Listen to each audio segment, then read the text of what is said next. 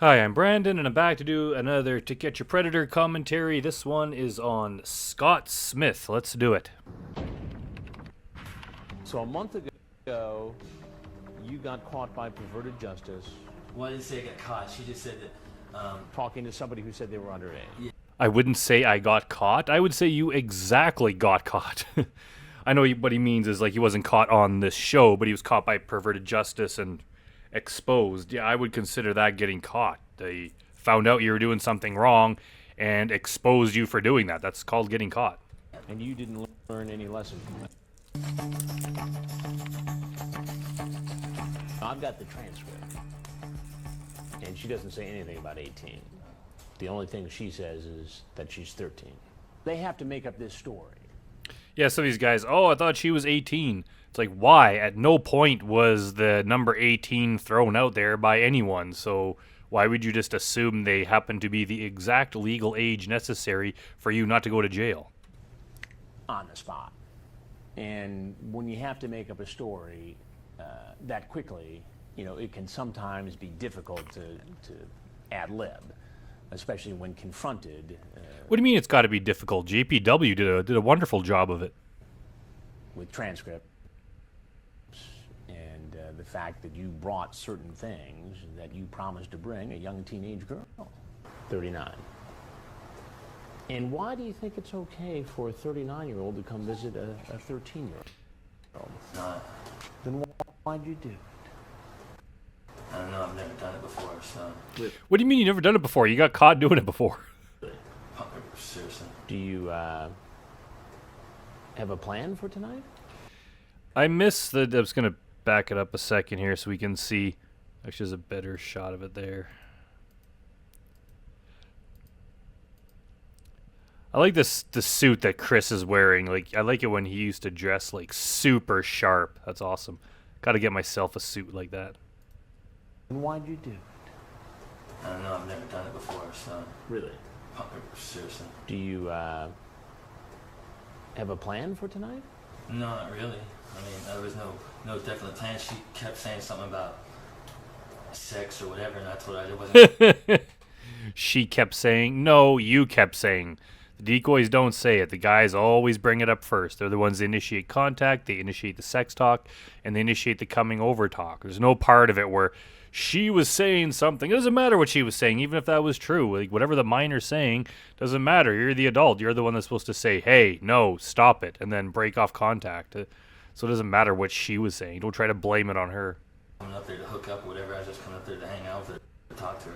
That's sort of hard to believe, especially. Yeah, that's damn impossible to believe. You're telling me that just some teenage girl out there was just so hot after this 39-year-old Scott Smith guy that she just wanted him to come over, but he wasn't going to do that. He was going to come over for just to hang out, just for pure reasons. Like, shut the hell up. There's no one that was ever going to believe that. Even if that was true, if a teenage girl was coming on to you like that, that's a clear signal to stay the hell away. You don't, even if you didn't have any intentions, if she's saying stuff like that, you don't drive to her house when she's home alone. That's horrible. That's going to look so bad. You just break off contact, stay away. Well, why are you even talking to them to begin with? Like, these guys act like somehow they're tricked or it looks bad, but they didn't mean anything.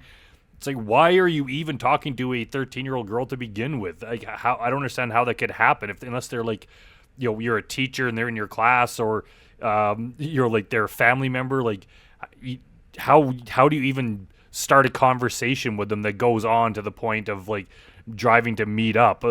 You shouldn't be in that situation to begin with. No normal adult would do that thing. And the second you start chatting them up and then the sex talk comes about, that's just horrible. And your job as the adult to fuck off and get the hell out of there, not drive to their house. When you go back and look at the chat logs and the fact that they talked about bringing a certain kind of alcoholic beverage. And Mike's Hard Lemonade, is it? He is, with that exact type of wine cooler. What do you got in the bag there? She asked me to bring some of that for her mom, because she said she was drinking some of her mom's coolers or something. So she wanted to For her mom.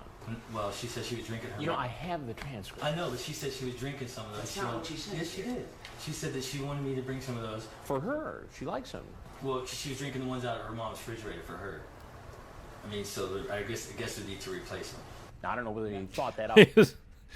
Okay, that's a strange excuse. So the girl drank some of her mom's coolers, so you brought her more coolers so she could replace the ones of her mom's that she drank. Okay. In the 2-hour drive there, whether that was right off the top of his head, but that's what he was going with. He stuck with that story till the bitter end. You ask her, have you ever had sex with a guy before? Yeah, one time. When was that? How was it? So you think you can handle yourself then with an older man? I'm just making conversations. Just making conversation, not shuns, I think is the proper way to say that, you twit. But what the hell are you talking about? That's not just making conversation. Bringing up sex is something you only do in certain situations. It's not something you do with a minor. It's not something you do at a job interview. Like, there's certain situations and around certain people you bring it up. Like, not with your grandparents, not with a 13-year-old. Like, everyone just knows the basic rules of conduct. If you're just sitting there chatting with someone you just met, you don't bring up graphic sexual things, asking them if they're a virgin and asking about their sexual history. You don't do that with an adult. So you definitely, like, maybe with an adult that you began dating, maybe that topic would come up. But it's not something that you discuss over chat right after meeting someone, especially a minor. So he's trying to act like, oh, it was just conversation. Yeah, could talk about sports or politics or sex, whatever. Like, shut the hell up. No one believes that. Maybe I can have a mom and daughter thing. Yeah, he rolls his eyes. You wrote it. Yeah, it's stupid. You seem a little worried in this internet conversation about the possibility of her being a cop. I can feel strange when I talk to people online because you don't know who they are. So. Well, If you're not doing anything illegal, it doesn't matter whether or not they're a cop. If you're just talking to them to have conversation, they could be a cop, and it's not going to harm you in any possible way. The only way it could harm you is if you're trying to do something illegal. And even then, asking them if they're a cop isn't going to help, because if they are, they're going to say no. So I don't get what your point is. Pretty much said who she is. She said she wasn't a cop or anything like that. That's right. She kept asking me the same thing, and I said no. You say, I got caught. Didn't he just say, oh, it was my first time doing this, and then in the chat, I got caught? Well, there was like an online detective or whatever that was roaming the chat rooms or whatever. She said that she was undercover or whatever for, I don't know what group it was or whatever. He just thinks if he keeps saying or whatever after every sentence that it's going to make it look like it's no big deal. Oh yeah, she was online or whatever, and she was a undercover detective or whatever, and then she just caught me talking to a minor or whatever. Adding whatever doesn't make this any less alarming that you got caught doing this exact thing before and got exposed and are now doing it again. Give me a group's name. Perverted justice. Yeah, I think so. So you got caught one time by perverted justice. Yeah, but I wasn't doing anything. I was just chatting with somebody. There wasn't no sexual contact or anything like that. Do they not? You don't need sexual contact for it to be wrong. The fact that you're reaching out, talking to a minor, and asking them graphic sexual questions and sending pictures of your dick. How could they think that that's okay as long as they don't go to meet them or touch them? And then he came here to meet them and touch them anyway. So, like, how could he not think that he was doing something wrong? How long ago did this happen? I don't know, a month ago or so. So a month ago, you got caught by perverted justice. Well, I didn't say I got caught. She just said that... talking to somebody who said they were underage. Yeah. And you didn't learn any lesson from that. Not really. Did you send her any pictures? What was on my little window? Yeah. And my box there. I didn't. And what was on your little window? What kind of pictures? Pictures of me. What kind of pictures? Any particular body part this was? We already know the answer, Scott, so stop beating around the bush. My face. Pictures of my penis. Pictures of your penis. I like that. Yeah, it was just pictures of my face, man. My penis. Yeah, okay. One of those is fine. One of those is not, Scott. Well, not necessarily my penis, but yeah, pictures of penises, yeah.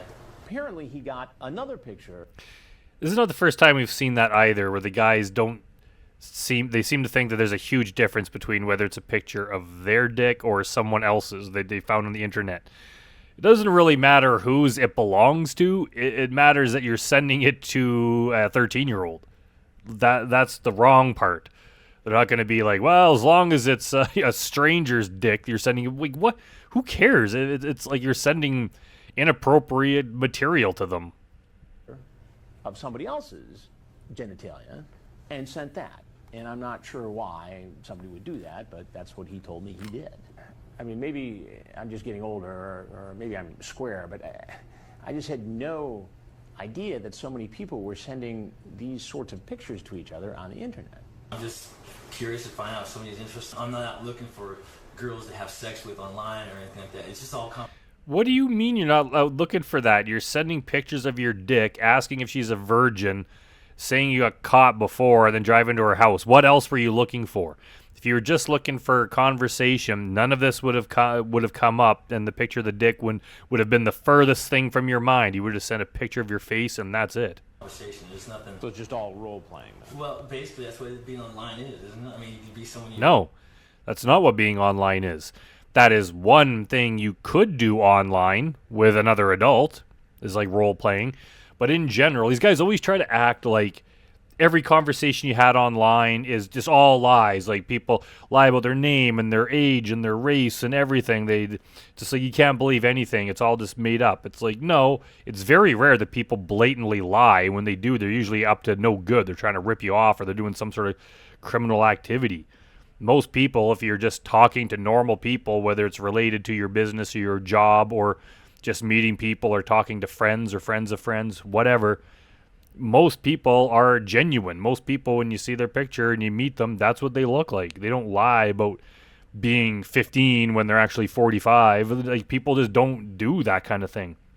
So these guys try to just act like, oh, like nothing they say even matters. You know, they lied about being 13, but maybe they were older.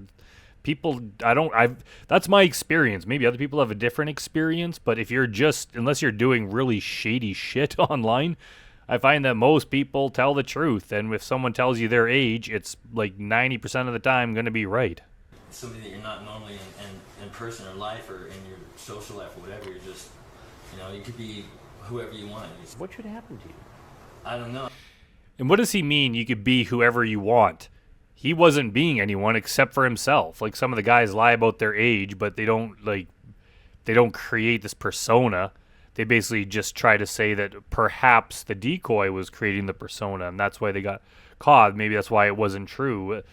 But they're not role playing anything. They're not pretending to be a famous rock star or an astronaut or something like that. Pretty much all of them are just, a lot of them even use their real name. They just come over. They're not role playing. The words might say, like, I was coming up here 6, like I said, I didn't come with condoms, I didn't come up here, and I even told her I was, just wanted to talk about coming here to hook up. Curiosity got the best of me, I don't know. You could have just You're stopped right. chatting. I could have, yeah, I mean, you're right, I could have. Well, Scott, there's a couple things you need to know. One is that I'm Chris Hansen with Dateline NBC. And you got caught by perverted justice again, and it's a whole lot worse this time, and going to be seen by a whole lot more people. And we're doing a story. He tried to grab his liquor, but he missed, so he just ran. Now, he thinks, I suppose, that, okay, fine, I just have to leave here and I'm golden. Well, he finds out differently when he gets to the end of the driveway and runs into the Riverside County Sheriff's Office. Okay, that's what you talked about doing when you got... This is the kind of weird that they're like interrogating them in a parking lot. Like, are those businesses or houses there? It looks almost like a shopping mall or some sort of business there. It'd be weird if you were just at work and you look out your window and then this is going on out there, and then you just realize years later that you witnessed all these all-stars from To Catch a Predator getting interrogated. Here, and then when you got here, you got cut off before you could do that. No, well, not necessarily. I mean, I got cut off, but I wasn't. You're gonna. I'll talk. It's all talk. It's all talk, bro. It's like. It's not all talk. You drove physically. Yeah, you're right. I did, but I never touched her. You didn't talk about driving here. Yeah, of course he didn't touch her because he got caught by Chris Hansen, but he definitely would have if he hadn't have been there. You actually drove. No, you're absolutely right. Scott Smith is currently scheduled. Okay, well, obviously this is like really, really old, but yeah, I'm not sure what happened to this guy.